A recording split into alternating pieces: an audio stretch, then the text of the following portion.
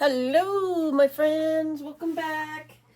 I am working on a string pour technique, and I am going to test out my consistencies because there needs to be a special consistency to make this work.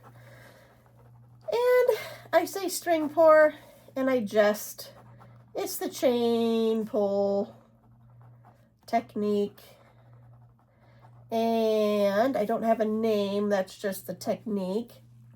My paints are 2 parts pouring medium to paint with water to thin. And let's see here. All paints have Floetrol as pouring medium. American Floetrol, not the super exciting Australian Floetrol. Now this paper that I have just filled out is my Fluid Art Project Flow Gauge, and it is included in my Paint Pour Academy membership, $15 a month. This is part of the Artist Growth Workbook. It's a download in that workbook, and I encourage everyone to start using it. So go grab it. $15 a month. You get this and 20 plus classes. I encourage this because I have learned a lot by using this. Let me show you. I did the string pull technique last night. This is the first test I did of it. So I put my dabs of paint right here. I held it up. This is about 3 seconds. I need to write that on here. But look at my consistencies. This coral color was much thinner than this red. And I need all of my colors to be the same consistency and my base to be thinner. So my base should have been down here. So I added water. And I did a second test, and look at there. It's as close as I was willing to get at the time. I did add a little bit of water. I didn't retest, but look at my base. I added water, and it was a lot more thinner, but I was happy with it. And, you know, I've done other ones. These are ones I've done for my color guide. If you're part of my newsletter, when you sign up for my email newsletter, you get a free starter kit and a free color guide.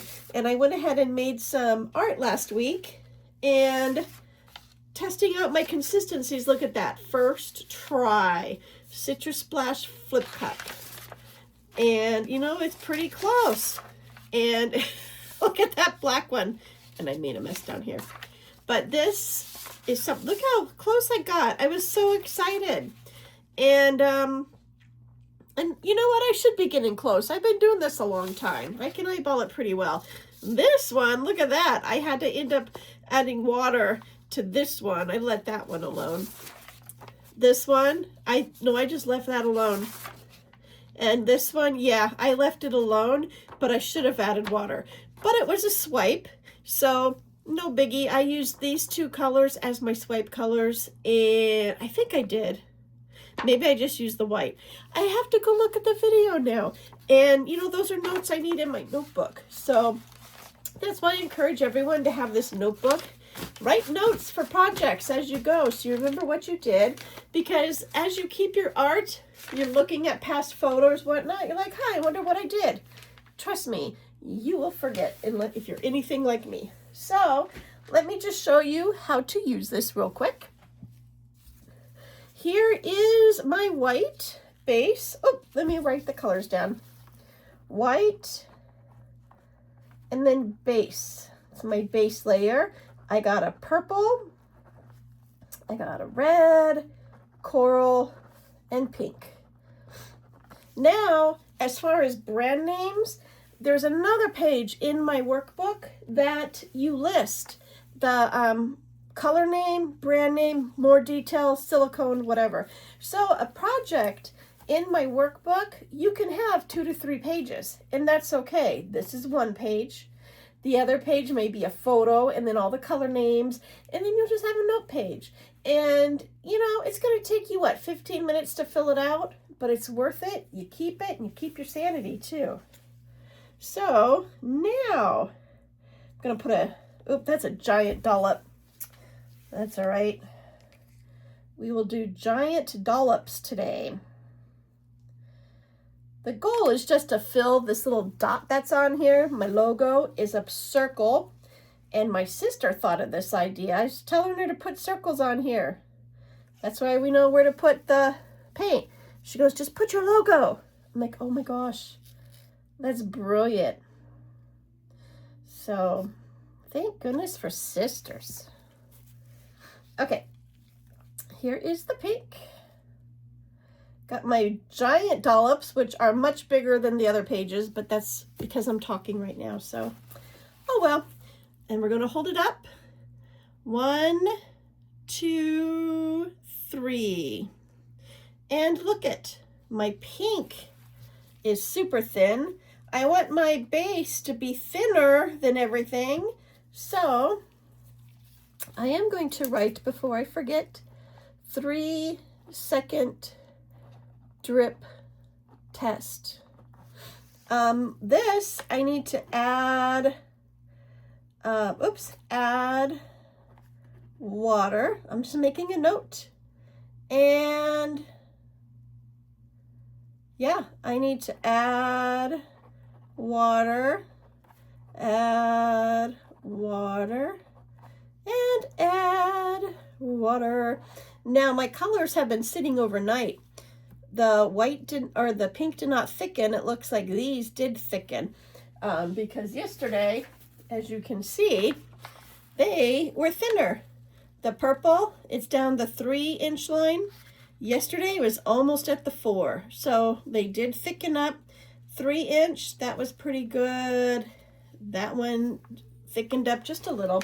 So as I add the water, I'm just going to add little bits at a time. I know I just need significant amount of my base, so we'll just do that real quick.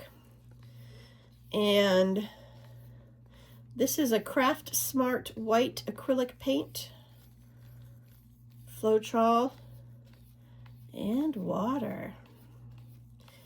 And this does mix up pretty easily.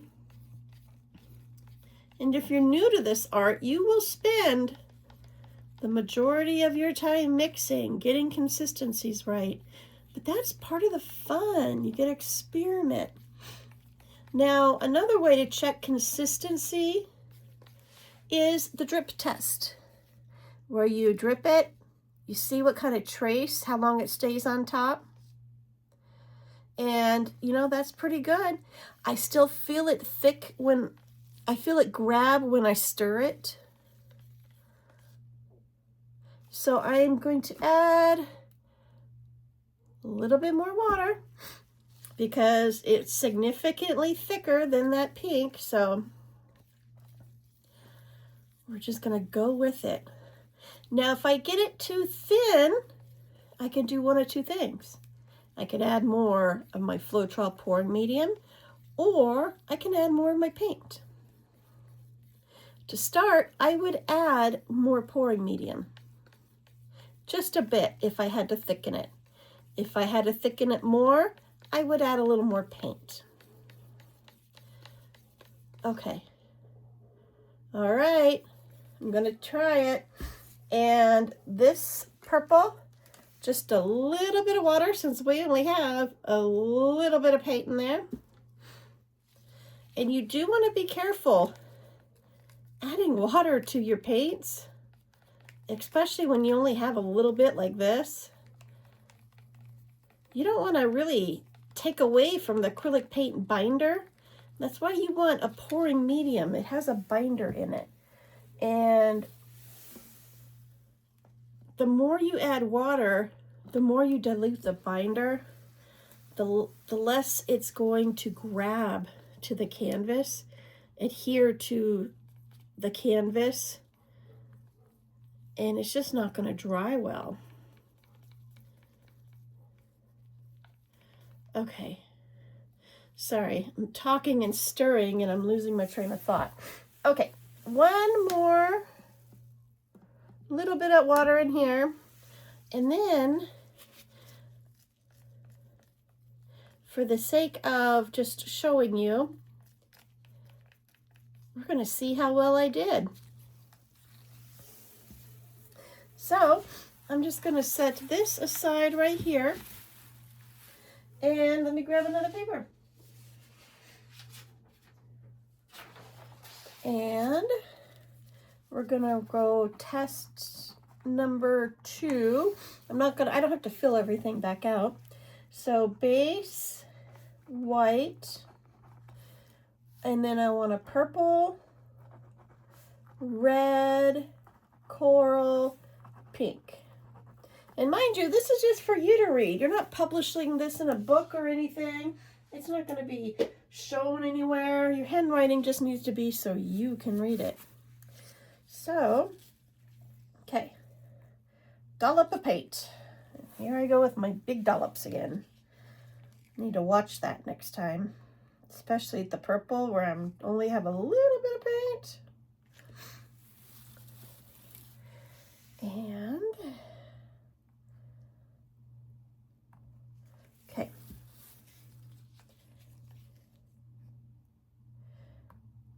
And coral and pink. And I printed these papers just on regular copy paper.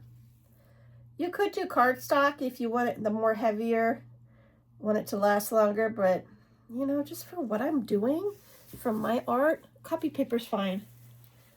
Okay, let's do the 3-second test again. 1, 2, 3. Oh my goodness, a little bit better. The pink only ended up being at the 4. The coral stayed the same. Red, it went down to the 4, so it went down to here. Purple went down to 4. White, look at that. All right, I'm not going to do another test, but I am going to add a little more more water to my white. I'm going to set these papers aside, and then I'm going to work on my technique. So I hope this little video has helped you understand a little bit more about the importance of consistency and give you a little visual, because you think all of these are the same. They're not. They're all different. And if you're struggling with your art, maybe this is what happens. So go check out, I'll put the link below this video. Go check out my Artist Growth Workbook. It's included with the $15 a month membership program at Paint Pour Academy. Along, in case you're ever curious about resin, I have a resin workbook also. That's included. And I have about 20 courses there, and a new one releasing soon, which is what I'm working on this for. So thank you for joining me. Let me know if you have any questions. I will see you in the next video. Bye.